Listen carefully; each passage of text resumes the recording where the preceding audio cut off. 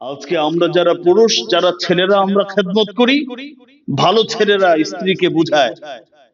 আর কয়েকটা দিন মা বেঁচে থাকবে, একটু ধৈর্য ধারণ করো, একটু খেদমত করি,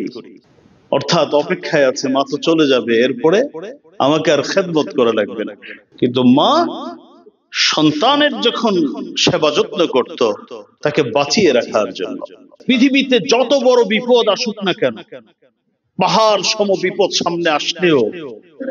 কোন খেদমত গুজার সন্তান যে আল্লাহর জন্য বাবা মাকে খেদমত করে, তার পাহাড় সম বিপদ আমার আল্লাহ মুহূর্তের মধ্যে নিমিষেই তার থেকে দূরে সরিয়ে দিলেন। তার জিন্দেগির বড় বড় অপরাধগুলোকে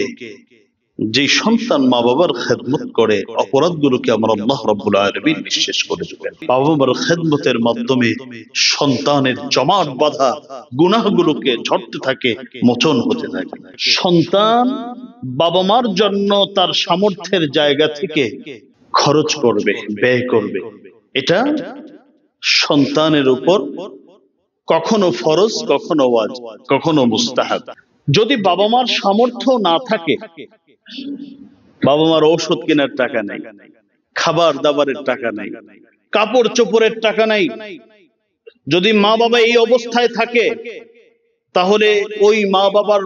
খরচ ব্যয়ভার যদি বহন করার সামর্থ্য সন্তানের থাকে, তাহলে প্রতিটি সন্তানের জন্য খরচ করা ফরজ আইন। নবী বললেন, যেই সন্তান বাবা মাকে ভালো রাখার জন্য মেহনত করে, চেষ্টা করে, কষ্ট করে, সে ওই মেহনতটা করতেছে যে বাবা মাকে একটু ভালো রাখার জন্য, আমার আল্লাহ রাব্বুল আলামিন ওই মেহনতটাকে আল্লাহর রাস্তায় সময় দেওয়ার,